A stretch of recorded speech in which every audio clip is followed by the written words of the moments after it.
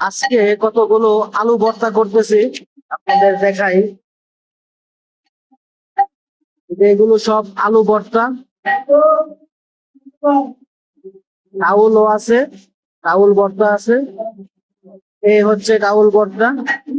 আলু ভর্তার মতো ওই ডাউল ভর্তা কিন্তু শক্ত হবে, নরম হবে না। ডাউলটা পানি কম দিয়ে সিদ্ধ দিলে ডাউল ভর্তা আলু ভর্তার মতো শক্ত হবে। অনেকেরই আলু ভর্তাটা ডাউল ভর্তাটা নরম হয়ে যায়।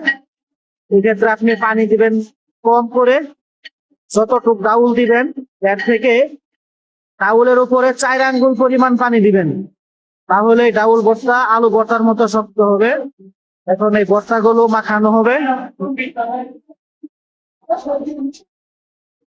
আলু ভর্তাগুলো এই যে মাখানো হচ্ছে, পেঁয়াজ গুলো বেরেস্তা করা হয়েছে, শুকনা মরিচ ফ্রাই করে আমুল দিস্তায় শেষে দেওয়া হয়েছে, সাথে ধনিয়ার পাতা, খাঁটি সরিষার সারটেন।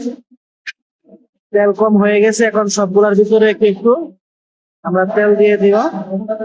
আর দেখেন সবাই একসাথে ভর্তাগুলো বানাইতেছে। 1 2 3 4 5টা হইতেছে আলু ভর্তা। দেখেন আলু ভর্তা এই 5টা, আর এই পাশে 2টা হচ্ছে ডাল ভর্তা, মুসুরির ডাউল ভর্তা। এগুলা গরম ভাতের সাথে ডাল ভর্তা, আলু ভর্তা অথবা যে কোনো ভর্তাই কিন্তু ভালো লাগে। মাছ মাংস খাইতে খাইতে মুখে যখন অরুচি ধরে যায়, এই ভর্তাগুলো তখন কিন্তু অসাধারণ স্বাদ লাগে। সবাই ভালো থাকবেন, আমরা ভর্তাগুলো রেডি করি। আমাদের ভিডিওটা ভালো লাগলে লাইক কমেন্ট শেয়ার করতে ভুলবেন না, পেজটা ফলো করে দিবেন। সবাই ভালো থাকবেন, সুস্থ থাকবেন। আসসালামু আলাইকুম।